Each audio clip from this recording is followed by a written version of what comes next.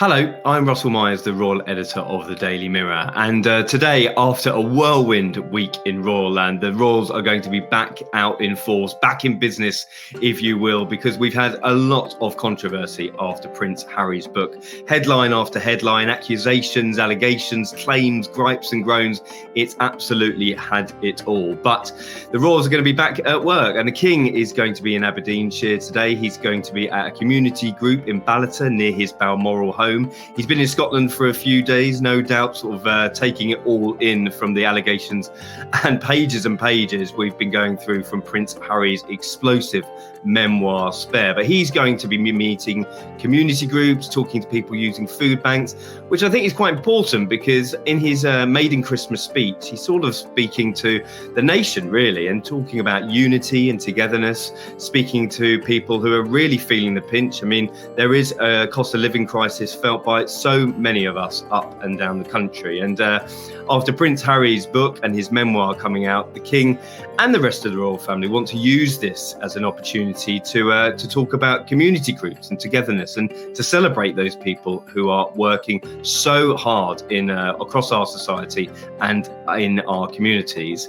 Now, alongside this today is quite an interesting one because we don't normally get some joint engagement with the royals like this, but it's very, very much a show of force. And again, this feeling of unity is coming through with the rest of the royals because the Prince and Princess of Wales, William and Kate, are in Merseyside today, and they'll be visiting a local hospital.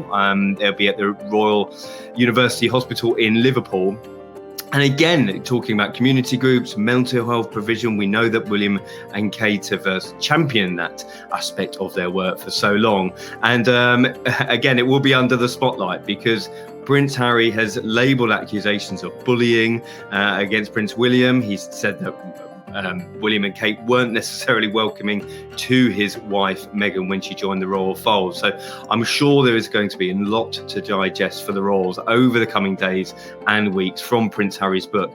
And we haven't had any official statement from them. Buckingham Palace has remained tight-lipped, some people calling it a dignified silence, others saying that they're still going through the pages and pages of, as I say, accusations from Prince Harry, whether it was his father essentially not abandoning him as a single parent, not being up to the job. William levelled accusations at him of bullying him out of the family, him and Meghan, pinning him up against the wall, tearing his necklace. It's all been pretty fraught to do with the relationship between Harry and the rest of the royal family, and nobody comes off well at all. We've seen that Harry has been taking part in a number of promotional interviews with ITV, CNN's Anderson Cooper on 60 Minutes. We saw him on Good Morning America, and one may wonder what on earth there is left to say. But across 407 pages of his memoir Spare, it's been pretty explosive, bombshell after bombshell in this book, and the publishers are going to be delighted because overnight they confirmed they've already had 1.4 or even over 1.4 million orders and pre-orders, people buying the book on the first day. So it is going to be a rip-roaring success, no doubt. The one of the successes of 2023 already, the fastest selling non-fiction book already on its first day, pretty much only overtaken by Harry Potter series, which tells you how popular this is. But what does it mean for the royals moving forward? I think we're going to be seeing a bit more calmness, one would hope. I'm sure they will hope that this is the last that Harry will have to say on many matters covered in his book. We know that he's been unhappy for quite a while and moved over to California. He told the Late Show's host Stephen Colbert just a couple of days ago how happy he was in the United States, getting on with his life. And I think that will be the order of the day.